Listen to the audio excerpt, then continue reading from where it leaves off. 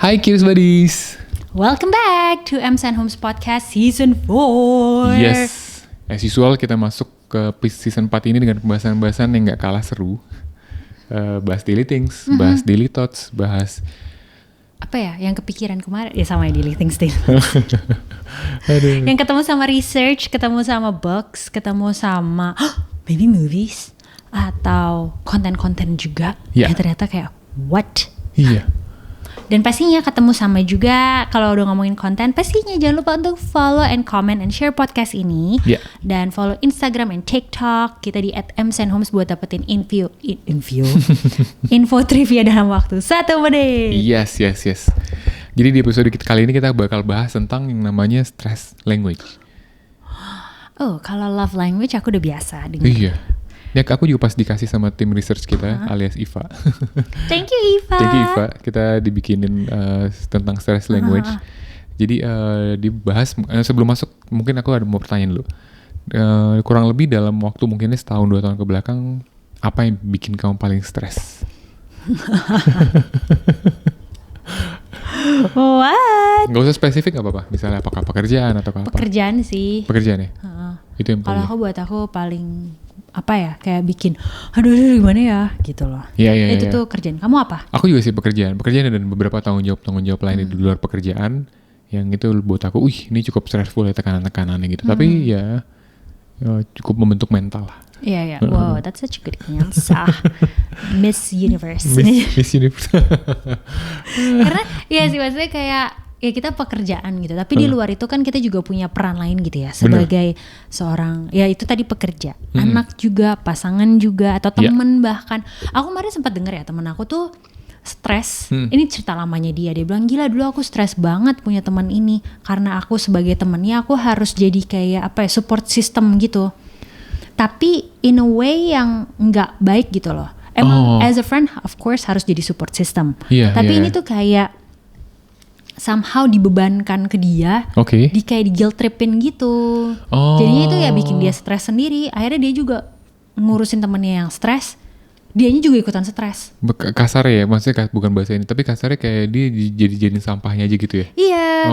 Jadi sebenarnya kayak apa ya? Dia bilang tuh kayak, iya aku tuh main kan sama dia, terus udah gitu akhirnya iya saat itu aku mau ngambil keputusan, nih relate lagi dia sama konten kita, ambil keputusan terus akhirnya ikutan stres gara-gara temennya stres. Jadi kayak akhirnya dia nggak bisa mengambil keputusan itu karena dia stres. Iya. Tapi sama nular sih kadang-kadang ya. Nah iya benar-benar it's a depression. Katanya depression tuh nular. Oke. Kenapa? Gak apa-apa lagi ngebayangin situasi-situasi kayak gitu gak enak banget sih. Kayak kayak maksudnya kita sendiri belum masih ada masalah tapi harus nyelesain masalah orang lain gitu. Terus yang bikin sebel kadang-kadang orang lainnya ini suka nggak mau diselesaikan masalahnya gitu ya kan. Dan iya benar temennya aku tuh gitu, dia bilang kayak buset aku yang kayak ngurusin dianya juga hilang gitu. Terus aku mau pergi, aku bilang aku mau pergi nanti suatu saat gitu. Maksudnya mau ada pekerjaan gitu. Terus akhirnya dia kayak nggak bisa, terus kayak jadi kayak quote unquote kayak men-guilt tripin temen aku. Kayak ntar kalau lo nggak ada gue gitu. So sorry for your friend. Tapi untungnya mereka udah nggak temenan lagi karena akhirnya dia mengenali kayaknya apa ya? Ini menekan gitu dan apa ya udah akhirnya dia udah. Nah tapi kalau ngomongin tadi sempat ada apa bahasa stress language. Kalau love language udah tahu ya. Tapi ada juga stress language dan pastinya setiap orang itu berbeda-beda. Betul. Layaknya love language. Iya. Ini kenapa bahasa stress language ini penting? Karena buat kita mengidentifikasi ini tuh respon gue nih. Ketika ngadepin stres ini respon gue. Terus gimana caranya akhirnya itu kita ini apa namanya? Apa ya di stop atau di Iya, overcome gitu. di overcome. Yes. So kita akan bahas jadi 3 bagian apa aja Homes. As usual kita bahas yang pertama yang pertama adalah apa yang kita sebut sebagai stres. Yang kedua stress language itu ada apa aja sih gitu ya. Yes. Terus yang ketiga gimana cara tadi overcome stressnya gitu. So get your coffee ready.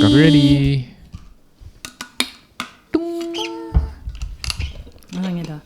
Itu aku lama banget. Sponsor kopi jangan lupa masuk. Thank you. Would love that. Atau tumbler. Oke, Jadi apa sih yang kita sebut stres? Jadi sebelum kita masuk ke stress language-nya, kita bahas dulu nih stres itu sebenarnya apa. Kita kayaknya harus mendefinisikannya ya. Betul. Jadi kalau secara ilmiah, stres itu adalah respons biologis tubuh terhadap tekanan, tuntutan atau ancaman. Ya. Ini tuh sesuatu yang kadang kamu perhatiin gak sih kalau ini kayak jangan stres. Kadang kayak gue gak stres. Kayak enggak, gue gak ngerasa stres gitu. Tapi ada orang yang merasa lu stres ya. Atau apa sih kayak aku gak tahu ya kamu dapetin kali karena aku keseringan buka Pinterest gitu kayak lower your cortisol. Hormon kortisol. Kortisol tuh hormon stres. Hormon stres kan. Aku tuh kayak aku pikir aku udah. Tapi kayak lower your stress. I thought I already have, tapi ternyata belum. Oke. Iya. Jadi emang itu respons biologis kita kan. Kalau emang ada tekanan, ada tuntutan atau ancaman gitu ya. Konsep ini pertama kali dijelasin sama secara sistematis ya oleh namanya Hans Selye di tahun 1936. Dia punya teorinya namanya General Adaptation Syndrome. Gas. Oh iya, gas ya. Gaslight, apakah dari sini gaslight terjadi? I don't know. Lanjut. Iya. Dibilang di sini ketika tubuh menghadapi tekanan itu ada 3 fase. Alarm, resistance, dan exhaustion. Iya. Exhaustion kayak capek banget gitu ya. Iya. Jadi katanya artinya itu adalah stres itu bukan sekedar kondisi lemah mental, melainkan keadaan di mana sistem bertahan hidup tertrigger pada salah satu fase tekanan tadi gitu. Oke. Oh, ini menarik nih. Di sini bahas secara fisiologis secara mungkin DNA fisik kita gitu ya. Tubuh kita itu nggak bisa bedain antara dikejar singa sama dikejar deadline. Iya sih. Jadi kalau zaman dulu kan emang masalahnya itu kan.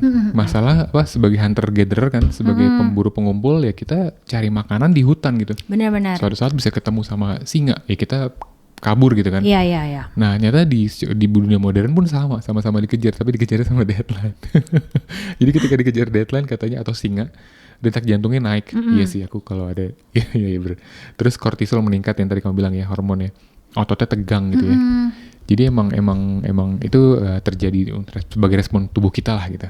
Betul. Jadi kan kita sekarang udah sama-sama sepakat gitu ya. Sebenarnya jadi kalau stres itu tuh nggak bereaksi secara random sebenarnya tanpa sadar karena ada polanya. Betul. Kadang-kadang kita kayak nih kayaknya gue bakal stres deh kalau atau apa gitu loh. Tapi ya itu lagi-lagi setiap orang itu berbeda. Betul. Jadi ya kita udah istilahnya kayak kita menyamakan, mensinkronkan arti stres dulu gitu kan. Jadi itu bukan kuat atau lemahnya mental, tapi lagi-lagi respons biologis tubuh terhadap tekanan. Nah, pertanyaan berikutnya, apa aja sih tipe dari bahasa stres itu? Nah, kita langsung jump in, gitu. Kita langsung jump in ke part 2. Tadi part 1-nya sekilas saya cepat ya, karena buat kita yang part 2 nih justru part paling pentingnya gitu ya. Apa aja stress language itu? Nah, ini di sini bagian kita ngebahas secara detail gitu. Stress language itu ada apa aja. Tadi kan di awal di part 1 kita udah bahas. Ini tuh pola respon otomatis tubuh kita saat menghadapi si tekanan tadi gitu. Jadi tuh kayak di sini dibahas ini tuh lebih ke refleks, bukan tindakan yang kita tuh secara sadar gitu. Iya, benar-benar. Secara sadar dan nggak bisa nggak bisa dikontrol kan kalau kalau nggak sadar gitu. Karena emang it's first response. Betul, iya. Dan karena nggak satu sama lain, jadinya nggak bisa kita one shoes fit all gitu bilangnya. Oh iya. Kayak nggak all size clothes. Iya. Bajunya nggak all size, semua beda-beda. Misalnya tiba-tiba stress terus aku kayak jangan gitu dong, kayak kalau aku digini ini gitu. Orang-orang responnya beda gitu ya. Jadi kayak better dicari tahu dulu dia sih apa sih ininya gitu. Betul. Language-nya. Ada 4. Coba ada apa aja nih? Kita bisa nyebutnya FSE. Ada fight, flight, freeze, and fawn. Fight itu kan ngelawan ya, fight gitu ya. Flight kabur.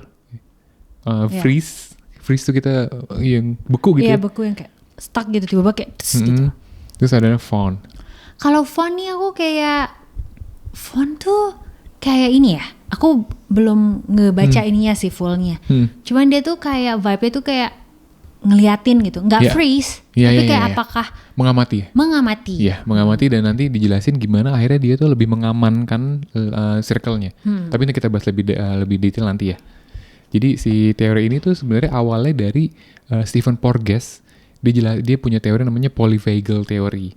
Nah ini tuh gimana sistem saraf kita tuh ngebaca rasa aman dari bahaya. Benar. Kita masuk ke FC yang pertama, itu Taomingse. I knew it. Nanti kedua kita ke Wachelei. Tapi sebelum masuk ke itu, kamu FC favorit kamu siapa? Siapa ya? Aku kayak suka Taomingse deh. Taomingse atau tunggu, bukan Wachelei. Wachelei itu yang mana ya? Kalau Wachelei itu yang kesukaan aku. Yang mana sih? Karena dia yang paling diem gitu. Paling kalem ya? Iya, either Taomingse atau Wachelei. Kayaknya kalau di tongkrongan aku gitu tuh, kayak yang paling diem gitu ya. Iya. Tapi kalau yang lain tuh kayak wah, pecicilan aku banget. Aku suka Taomingse soalnya karena kan dia kayak pecicilan tapi hatinya. Wow, kamu suka alpha male. No, tapi karena kayaknya dia kayak mau nggak mau gitu loh. Kalau Wachelei, aku juga suka Wachelei. Cuman kalau si Taomingse tuh kayak misterius bad boy gitu loh. Iya.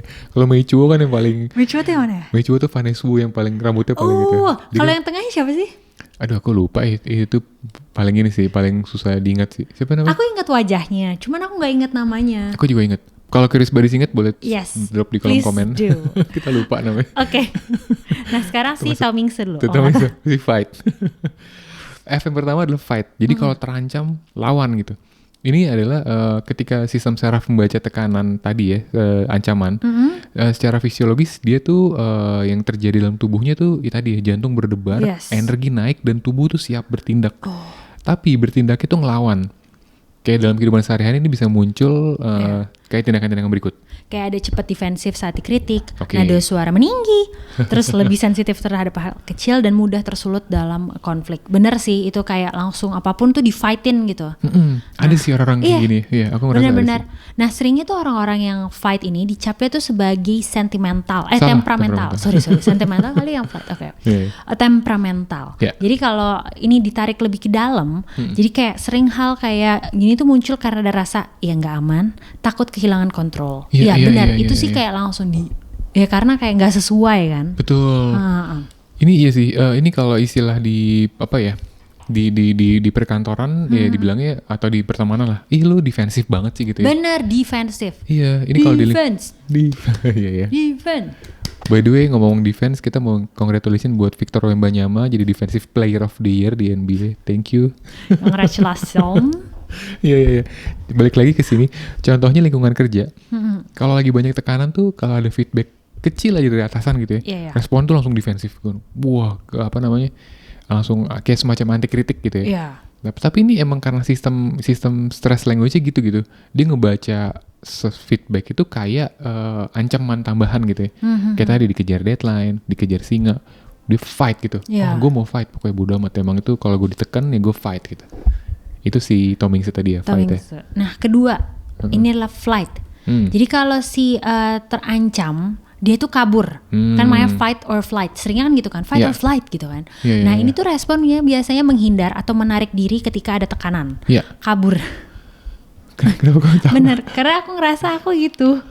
Disappear. Aku tuh actually aku nanti di akhir aku mau nanya kamu sih, tapi kamu udah bilang kalau nih kamu yang ini gitu ya. Aku jujur tadi aku pikir enggak, tapi escapism gitu. Jadi kayak kaburnya itu bisa dalam bentuk macam-macam sih sebenarnya, kayak overworking, overproductive gitu loh, atau secara impulsif melakukan kegiatan lain selain menghadapi tekanan. Jadi instead of facing it, bukan di fight loh, tapi bukannya instead of dihadapin, dia pilih distraction gitu. Jadi kayak ini tuh sebenarnya juga aktivasi simpatik gitu katanya ya, secara biologis. Jadi emang energinya itu diarahkan untuk menjauhi dari rasa, menjauhi. Menjauhi dari rasa tidak nyaman. Gitu. Jadi misalnya kayak ada konflik gitu kan, dalam hubungannya kayak alih-alih gitu kan, alih-alih kayak ngobrol dan menghadapi konflik, dia tuh lebih pilih kayak ambil project baru aja deh.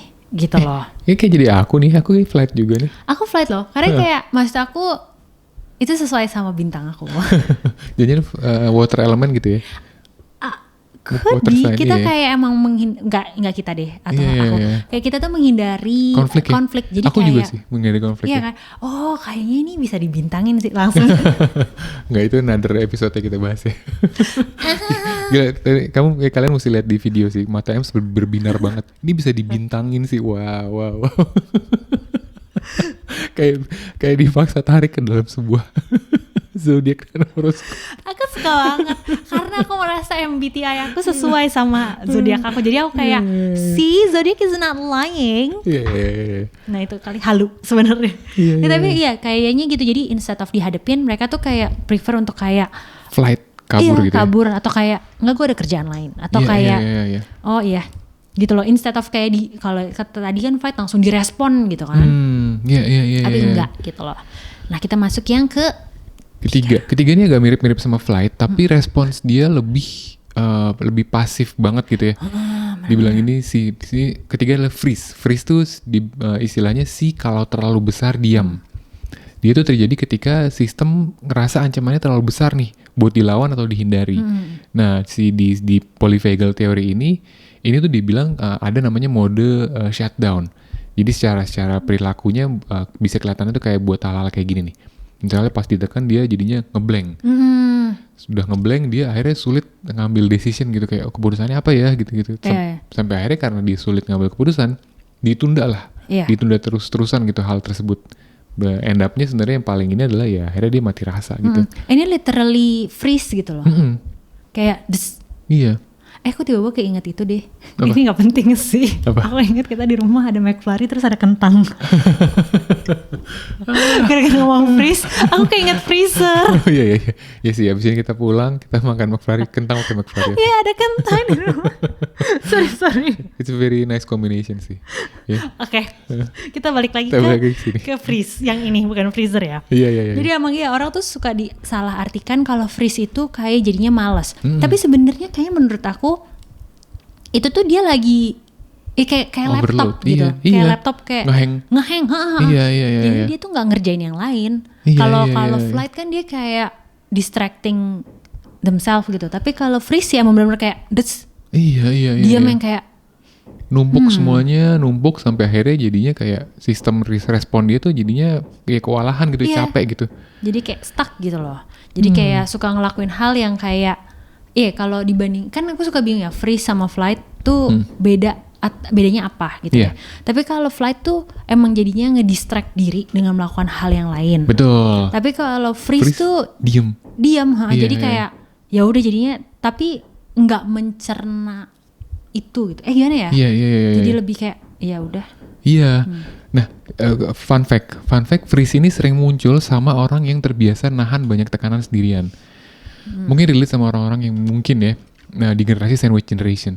Generasi sandwich generation ya dijadikan harapan orang tua plus mungkin ya nanti anaknya keluarganya juga ini gitu. Juga banyak tekanan. Sampai akhirnya ya dia mau kemana gitu. Akhirnya ya gue ngapain lagi ya udah gue freeze aja lah gitu. Iya benar. That's interesting. So far apakah kamu sudah menemukan your stress language? Language yang mana? Iya, kalau kita berdua kita lebih ke flight ya. Aku kayak rasa leblebih flight sih. Karena nggak suka fight, kita nggak suka berdebat. Iya. Kalau fight aku udah pasti enggak sih. Iya. Kayak ya udah deh. Iya. Yang kayak mungkin meninggi ya sama orang yang bareng gitu. Maksudnya sama kalau kita kayak stres aku kadang suka tapi aku nggak ngerti gitu kan. Maksudnya kalau emang udah comfortable sama orang itu tapi atau kalau udah nggak tahan banget juga aku suka kadang-kadang aku lawan sih kayak. Iya sama lah kayak love language kan suka kombinasi. Iya. Mungkin ada persentasenya ya. Benar. Kayak kita paling kuat di flight, tapi ternyata in some situation kita freeze gitu. Iya mungkin udah ini. Anyway. Menarik. Sekarang kita masuk yang keempat, phone. Phone ini tuh setahu aku adalah kayak kalau angkat telepon. Itu phone. Bagus. Enggak serius. Phone itu setahu aku rusa perempuan. Oh iya. Jadi kayaknya dibilang kan gini, kalau terancam amankan relasi. Iya. Jadi gimana tuh Holmes? Ini tuh dipopulerkan oleh namanya Pete Walker.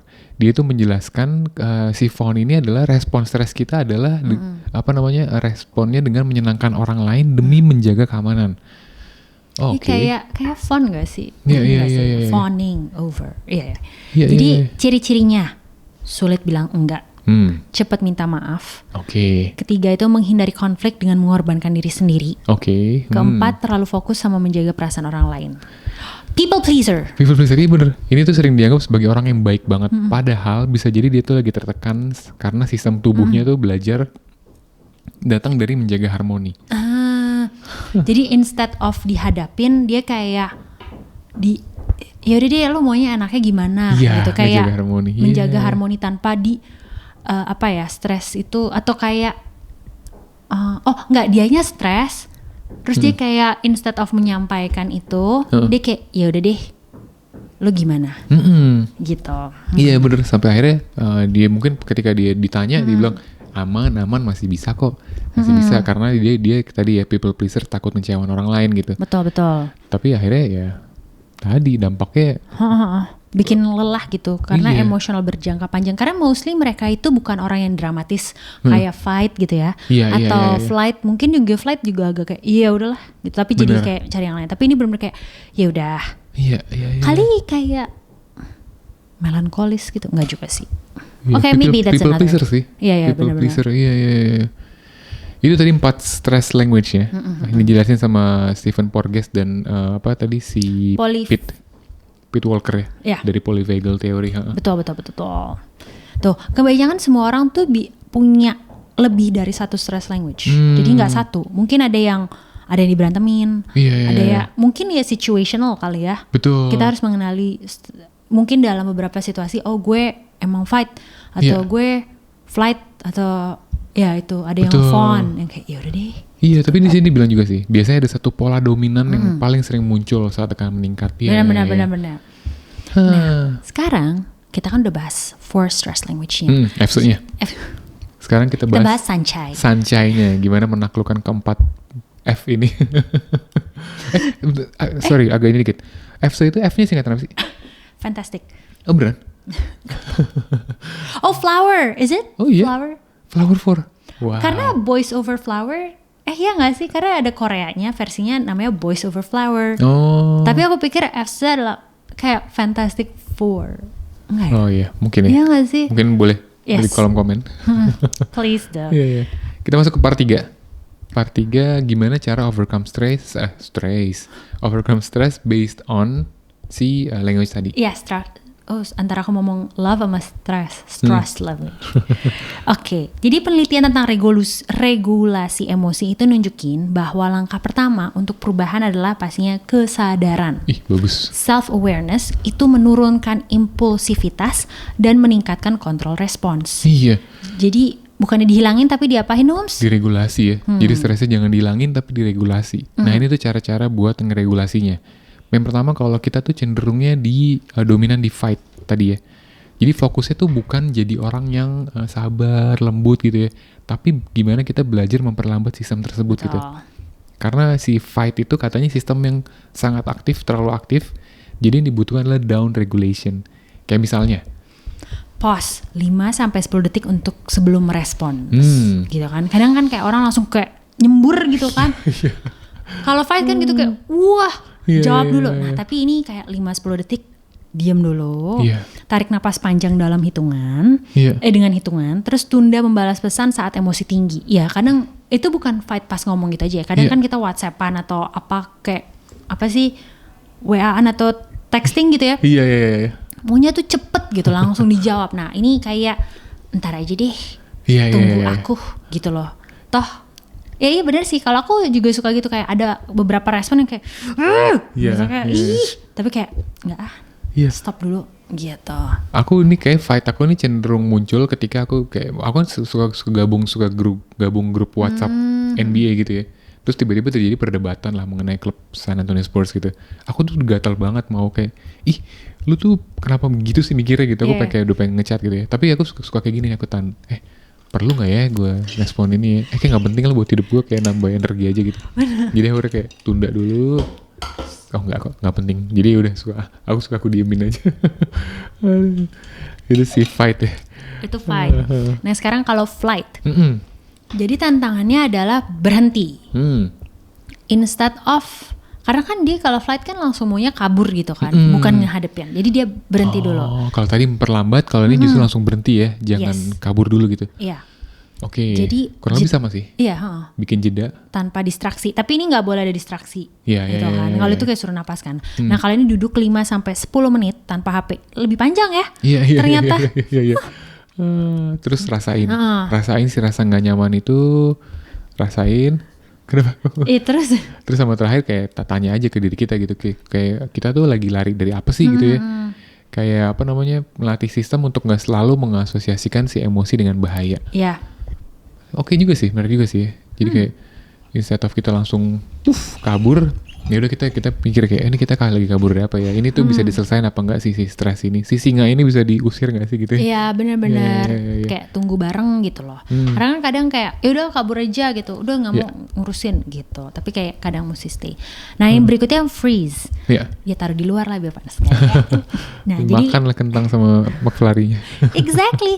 Nah katanya jangan langsung melakukan hal besar. Ya benar, freeze karena udah loaded. Terus juga melakukan hal yang besar gitu kan jadi kayak makin gitu. Jadi lakuin hal-hal yang kayak ukurannya tuh mikro, kecil. Misalnya kayak stuck gitu, berdiri, minum air putih, dan kerjain satu task kecil aja. Jadi one by one sih sebenarnya. Iya.